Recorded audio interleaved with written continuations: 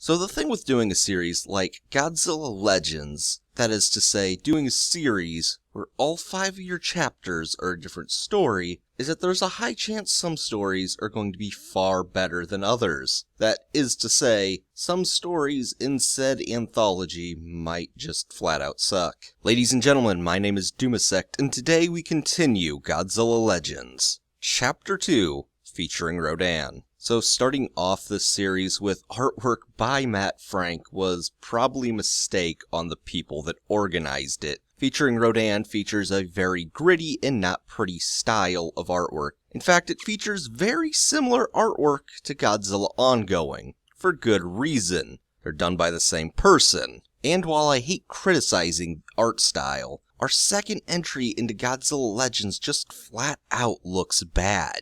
I mean, I guess, yeah, I can tell what everything's supposed to be, and that's good. But there's some frames that just look terrible. Regardless though, art is not the main thing about the story we need to criticize, because the artwork would be forgivable if the story was good, but it's not. Featuring Rodan tells you exactly what kind of story it's going to be right off the bat, when it opens up with some dumbass soldier bringing a Rodan egg into his military base. An egg he found out when he was hiking. In a world where giant monsters exist, and you know they exist, why would you find an egg the size of your body and think, hey, this is a great thing to bring back to my military base as a trophy? Now, I can see maybe calling in some scientists, getting them out there, having them take it to some kind of secure lab or something, but to throw it in your Jeep and just be like, yeah, sweet bro, I got a monster baby, this is gonna end well. In Godzilla Kingdom of Monsters, there was an overall theme of humanity being bad and needing some kind of divine judgment from the monsters. In this, I guess humanity is extremely stupid, as that seems to be the theme of this comic.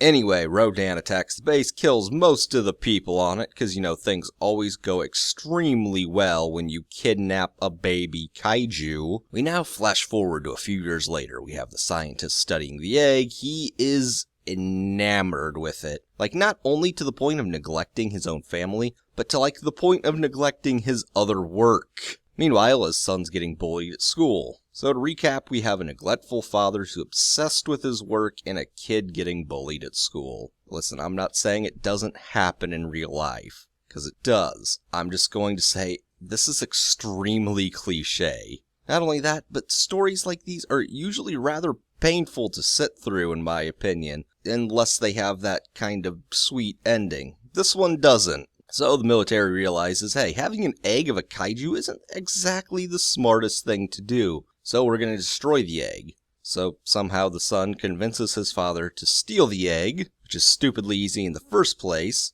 Somehow they manage to pull off stealing the egg.